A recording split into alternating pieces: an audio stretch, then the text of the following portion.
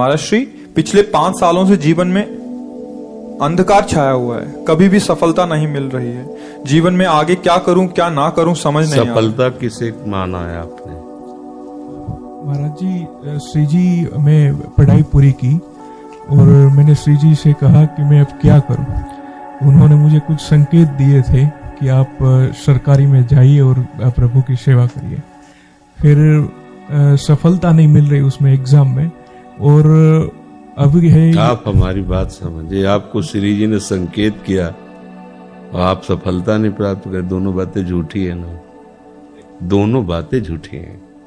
आप सत्य को स्वीकार कीजिए। श्री जी के संकेत को आप जानने लगे। आप श्री जी के संकेत तो तभी जब आप उनकी मन की बात जान लेना, तो आप कितने बड़े सिद्ध हो गए। और फिर सफलता किसकी चाहते हो? प्रकृति जन्य की। आप श्री जी के संकेत को जान जाओगे तो श्री जी के प्रेम की सफलता चाहोगे, लोकवत नहीं। और ये लोक की सफलता, सुनो पहले, प्रारब्ध के अधीन है। इसकी सफलता के लिए श्री जी से प्रार्थना मत करो। हमारी बात समझना। विद्यारण्य जी एक बहुत बड़े महापुरुष हुए हैं। उन्होंने अपने माता पिता को सुखी करने के लिए, धन प्राप्ति के लिए गायत्री अनुष्ठान किया। ब्राह्मण कुल में जन्म हुआ था। एक पुरस्चरण 24 लाख गायत्री होता है।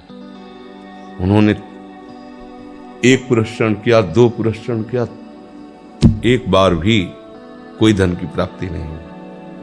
आखिरी में उन्होंने संन्यास लिया। जीव संन्यास लिया, माता गायत्री प्रकट हो गई। उनका अब इंद्रासन भी मांगो तो आपका, तो बोले अब क्या जरूरत है, अब तो वैरागी हो गया, विरक्त हो गया। माता पिता भी पधार गए, उनकी सेवा के लिए अर्थ चाहना। 23 पुरस्चरण किए, तो आप तब नहीं आए।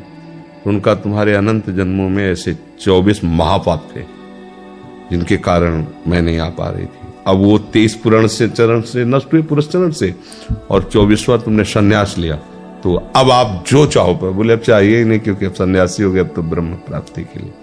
तो इससे आभास होता है कि अगर हमारा बुरा प्रारब्ध है तो हमको भोगना पड़ेगा। हम कितना भी प्रयास करें वो हमें, तो हम क्या करें इसमें जिससे हमें परम शांति हो? प्रभु के नाम का जप करते हुए उन पर दृष्टि लगाएं कि प्रारब्ध से हमारा भरण पोषण शरीर का भले, ये हमारा भरण पोषण आपसे होगा नाथ। तो वो एक ऐसे हैं जो आपके प्रारब्ध को भी मिटा देंगे। वो ऐसे शरणागत वत्सल हैं कि सब लिखा पढ़ी अलग कर देंगे। सुदामा जी को दरिद्रता का योग था। ऐसी दरिद्रता, कई कई दिन तक भिक्षा नहीं मिलती थी। ये जितने भी चरित्र हमारे लिए उदाहरण है। मांगने जाते थे तो मांगने से भी नहीं मिलता था, कई कई दिन। एक दिन उनकी पत्नी ने कहा कि हमारा आपका तो चरणामृत से भी गुजारा 2 दिन 3 दिन हो, 4 दिन हो, छोटे छोटे बच्चे तो मर जाएंगे ऐसे। कुछ तो उनका श्री कृष्ण के सिवा हमारा कोई नहीं। अब हम क्या कर सकते हैं? प्रारब्ध जब बिगड़ता है ना, वो कोई सफलता नहीं होने देता। तो एक दिन श्री रुक्मिणी जी प्रसाद ठाकुर जी को भोग पा रही थी, प्रभु ऐसे रोक दिए, उदास हो गए। तो उनका प्रभु ऐसी स्थिति हमने जब जब आपकी देखी, तो किसी भक्त को जब कष्ट होता है तब आपको ऐसे देखा है। कौन सा भक्त है और क्या कष्ट है? उनका एक सुदामा नाम के हमारे मित्र हैं, कई दिन से भोजन भी उनको, प्रभु आपके मित्र और मैं आपकी दासी, महालक्ष्मी का अवतार रुक्मिणी, आप हुक्म कीजिए, लोक लोक की संपत्ति वहां। बोले उसको चाह नहीं है, हमारे मित्र को चाह नहीं है, और चाह ना होने पर हम विवश हैं। अगर वो चाह कर ले तो सारी व्यवस्था हो जाए। बोले पैदा करो जाके चाह। बोले उनके हृदय में तो नहीं पैदा कर सकते, हम भी, क्योंकि जिस हृदय में भगवान का आश्रय और निरंतर चिंतन है, वहां माया की चाह नहीं होती। बोले उनकी पत्नी के हृदय में, बोले प्रयास करते हैं जाके। भगवान संत वेश में गए, भिक्षाम दे, निकली। अतिथि का सत्कार करना गृहस्थ का धर्म होता है। हाथ जोड़ा और कहा हम असमर्थ हैं, आपको भिक्षा नहीं दे सकते। क्यों? बोले हम अपवित्र हैं, हमारे ऊपर सूतक लगा हुआ है। किस बात का सूतक? हमने एक पुत्र जन्मा है, तो ठीक है हम 10-12 दिन बाद आ जाएंगे। बोले नहीं, आजीवन अपवित्र रहेंगे। वैसा कौन सा? बोले दरिद्रता रूपी। विद्वान की पत्नी है तो ऐसे उनका दरिद्रता रूपी पुत्र का जन्म, अर्थात सीधे कि मैं नहीं दे सकती या देने योग्य नहीं, ऐसा न कहे। उनका मैं अपवित्र हूं। उनका दरिद्र कैसे हो सकती हो? जिनके पति के मित्र द्वारिकाधीश भगवान श्री कृष्ण है, वो दरिद्र कैसे हो सकता है? एक बार कहो ना अपने पति से। चले गए। जो सुदामा जी आए तो उन्होंने कहा कि देखो आज एक अतिथि आए थे, उनको मैं कुछ नहीं दे पाए, मुझे बहुत कष्ट है कि मेरे पुत्र और आए हुए अतिथि का भी हम स्वागत नहीं कर सकते, उनका भरण को आपके मित्र द्वारिकाधीश प्रभु श्री कृष्ण। सुदामा जी ने कहा, बोले चले जाओ ना, वो कुछ न कुछ सहयोग कर देंगे। तो बोले हम ऐसे मित्र नहीं बनाए कि वो हमारा सहयोग करे, कभी नहीं, मर जाऊंगा, पर उनसे ये नहीं कहूंगा कि आप हमारा। बोले मत कहना, दर्शन के लिए तो चले जाओ, वो सुना है इतने उदार हैं कि वो जाने पर ही दे देंगे। सुदामा ने कहा दर्शन के लिए तो जा सकते हैं, बहुत दिन हो गए, ठीक है, पर मित्र के पास जाए तो कुछ लेके जाना चाहिए, मेरे पास तो कुछ नहीं है।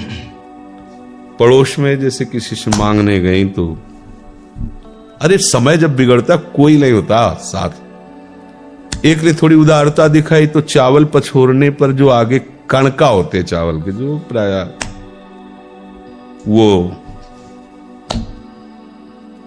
लिए सुदामा जी ने कहा हमारे प्रभु भाव के भूखे हैं, कुछ ले जाएंगे, खाली हाथ तो नहीं है। पोट्री में सारांश में बता रहे हैं, द्वारपालों ने देखा कि हड्डी हड्डी शरीर में कई जगह से फटे वस्त्र, बेवाई फटी हुई, तो दिखाई दे रहा था दरिद्रता की मूर्ति है। तो उनका किससे मिलना है तुमको? तो उनका श्री कृष्ण से। बोले संभाल के बोलो, क्योंकि पार्षद है, अनंत कोट ब्रह्मांडों के नायक प्रभु के ऐसे बोलते कोई श्री कृष्ण को ऐसे गली आए, उनका जाके तो तुम बोलो ना, श्री कृष्ण से जाके कह दो कि एक सुदामा नाम के ब्राह्मण आए हुए। पार्षद है वो, प्रभु बड़ा अजीब आदमी है, आपका नाम बिना किसी सभ्यता के ले रहा है। वो कह रहा श्री कृष्ण से कह सुदामा, कूद पड़े, भगवान दौड़े। वो पार्षद, वो सब की ब्रह्मा जी शंकर जी आते हैं तो वहां खड़े रहते हैं घंटों, भगवान ऐसे भागे सुदामा जी को पता था ना, हमारे रुक्मिणी जी के महल में रुक्मिणी जी के पलंग पर बैठाते हैं, स्वयं चरण पखारते हैं सब। अब ये वैभव, क्या हालचाल है, कैसे हो प्रभु? आप सब जानते हो, आपकी बड़ी कृपा है। तो ब्याह हो गया? हाँ ब्याह भी हो गए, बच्चे भी हो गए। हमारे पास आए हो तो कुछ तो लाए ही होगे। और वो सड़े से कपड़े में चावल, कैसी बड़ी बड़ी वो वैभव, महारानियां सब भगवान का। चुप ऐसे बोले, देखो फिर चूक कर रहे हो, हमारे हिस्से की चोरी पहले की थी और फिर चूक कर रहे हो। और उन्हें हिम्मत नहीं पड़ रही थी, इतने महामहिम प्रभु को कैसे हो तंदुर।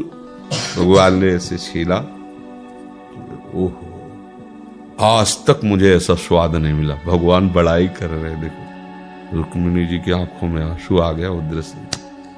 भगवान पकड़ लिया हाथ, बस प्रभु हम आपके सिवा नहीं रह सकती हो।